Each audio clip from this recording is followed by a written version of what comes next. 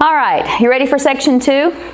Made it through section 1, introduction, and now we're going to get into some meat. Of course, I'm kind of a real estate dork, but this is where it gets really interesting to me. So, raise your hand in your seat if you signed up for this class because you were hoping to get like decorating ideas, and you'll have your own HGTV show whenever you get finished. You're ready for feng shui and how to match the carpet and the wall color. Well, we're not going to do that here. That's not what this course is for. Remember, we're laying the foundation. There's no wallpaper on the foundation. We don't do that, but the bricks in the foundation are really important. So today we're actually going to get into real property rights. What is it that you're actually selling when you're selling real estate? We focus on the white picket fence and the house and the decorations, and if one house is really dirty and has not been updated, it may not win out over another one that has been updated. But ultimately, we focus on the house, but real estate and license laws, they focus on the property itself. So you'll learn in this chapter, eye-opening experience, that we really don't focus on the house at all when we are buying and selling property. What we focus on is the land. Under all is the land. And the land that you're purchasing and also any rights associated with that land. Doesn't seem to make sense though, because all we care about is the house, right? Well, that's where we get into improvements. Improvements always make the land more valuable, right?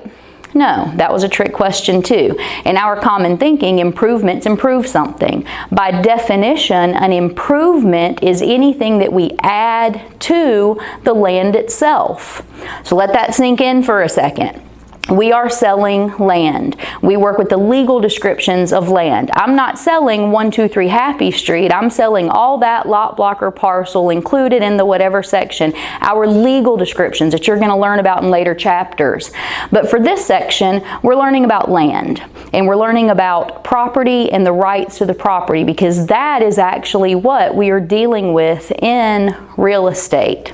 There's a good term for you, real estate. You'll hear real estate, you'll hear real property, you'll hear real property rights, and those are the terms that we're going to get into in this section. So let's talk about property. I'm sipping on a cup of tea this morning. This is my property, right? Land and real estate, whenever we're selling land, is property. It's something I own. It's something that can be bought and sold for a profit. So who has a right to this teacup?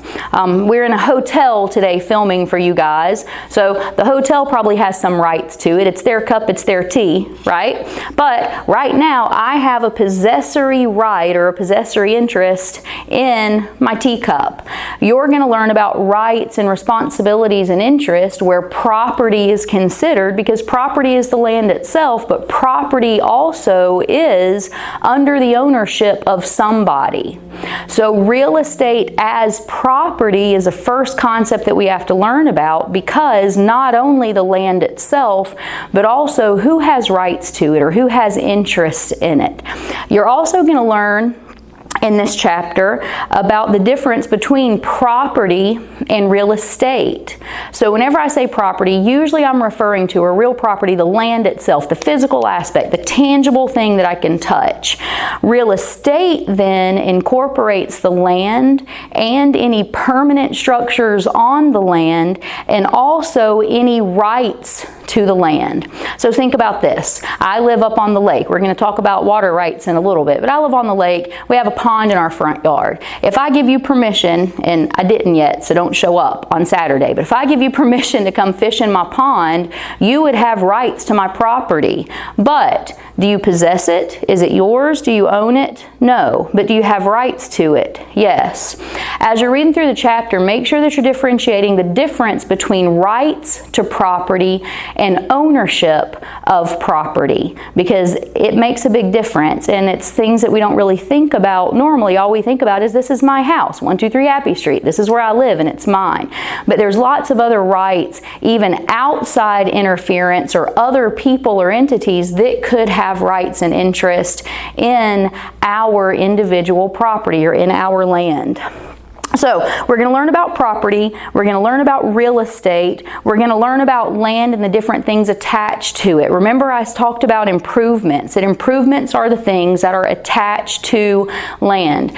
We can make man-made attachments like building the white picket fence, and there's also natural attachments like trees and shrubbery. We're going to learn about the difference, because remember, what are we selling? So go back to that concept. I'm selling land, and if all I'm selling is a legal description of the land, this is my property boundary and that's what I'm selling. How do I know what I get with it when I buy that house? If you looked at the room I'm standing in, there's some built-in lights. We've brought in a couple of things. You know, it's on wheels, it's not screwed to the wall. If you bought this room, what would you assume comes with it? Well, sometimes that could be a fluid concept, but when we're selling real estate, we have to know what we're selling. So one of the foundations and the blocks of your career is, whenever you're looking at property, how to know what is part of the real property and what could be owned by somebody else, and how to guarantee that I know what my buyer is getting and getting himself into when he buys this property. So we're going to look in this chapter at different methods of attachments, some different ways to discern how to know if something is a part of the real estate or if it's personal property. Basically, personal property is movable. You can load it up in the pickup truck and take it with you. Real property are those things that are permanently attached and incorporated in the real estate itself. So again, make sure that you're differentiating and know those key concepts, because they're really important. Also, we're going to talk about water rights. I mentioned that I live on the water. It's really important. The Corps of Engineers, who dictates our lake, makes it very clear what's our rights and what's their rights. A lot of people don't quite understand, but if this is my square of property and my property borders a lake or river or stream, some movable waterway that somebody else shares access to in some way, I only have certain rights around that property. There are two different main types of rights you're going to talk about where water is concerned: littoral and riparian. Easy way to remember: if I go to the beach or if I go to the lake, a public place that people can come to, what do they always leave behind? They leave litter. So a large navigable waterway, a public access waterway, is going to be littoral rights. Litter, littoral. Hopefully that helps you remember. And remember, it's really important. Remember, first section I said it's not all about the vocabulary, it's about the concepts. So what do I need to remember about littoral rights as an introduction? For one, littoral, public access, large navigable waterways. Also, I need to remember that my property boundary, if I own a piece of property that butts up to that littoral, or that has littoral rights because it backs up to that public waterway, I need to know that my property boundary stops at the high water mark. It's really important to remember that. And there's some other rights associated whenever I own property that has littoral rights. Now, if I have a property that borders a smaller river or stream, a non-navigable brook, but it does have flowing water that could affect other people, or even something like a shared lake or pond, my property boundary, as you're going to learn, goes all the way to the center of the earth and all the way out into infinity. My property boundary would incorporate the land under that waterway. Well, remember, it's not like my teacup. Since there are certain rights included, and some other people that have influence over my rights can't do whatever I want to with that water.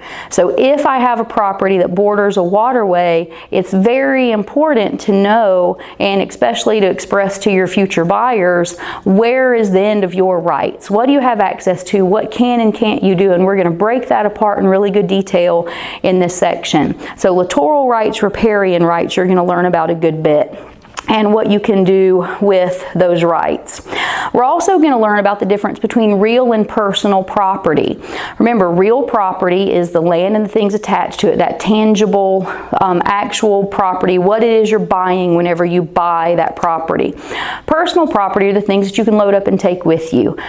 Typically, there's kind of a litmus test, and again, you'll take a deep dive in the chapter, but most things that are easily movable are considered personal property. A couple of small exceptions to that rule. One of them, you're going to hear about trade fixtures. What is a trade? A lot of people have a hard time with this concept. But what is a trade? Trade is a business, right? So again, let's pretend I'm renting this room. If I said that you walk into this room and you buy the room, what is it that you're getting? We would assume that you would get all the things completely built into the room. But what if you walked into this room and I'm using this room as a storefront and I've built in shelves and maybe I'm running McDonald's out of this room. I'm running a store that has specialized equipment. Well, if I'm using that for a trade or business, it's considered personal property. I can load it up in the pickup truck and take it with me. It's not deemed to be a part of the land. So make sure that you're absorbing that concept of trade fixtures. You're also going to learn about conversion. A lot of times the concept is not in, again, the definition, but in your understanding of the complete concept. So if I said a ceiling fan, would you think a ceiling fan is personal property or real property? Can you load it up in the pickup truck, or is it a part of the building?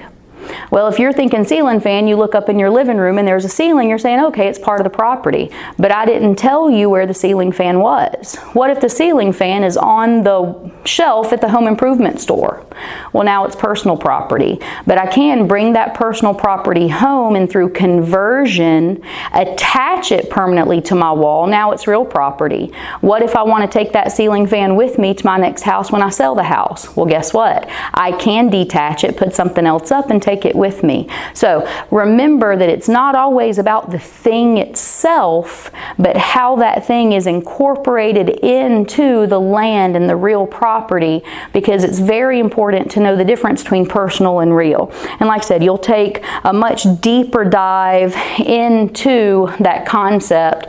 And last thing that you're going to learn about is how some outside influences affect your complete ownership and those rights that you have in real property. There are certain things we can't do because of government regulation, even neighborhood regulation. So even though it's my property, I may not have full 100% access and rights to it because of certain outside influences, because they may have rights also. So hope you enjoy this chapter in this session as you dive in and learn all about property and the rights and interests associated with it.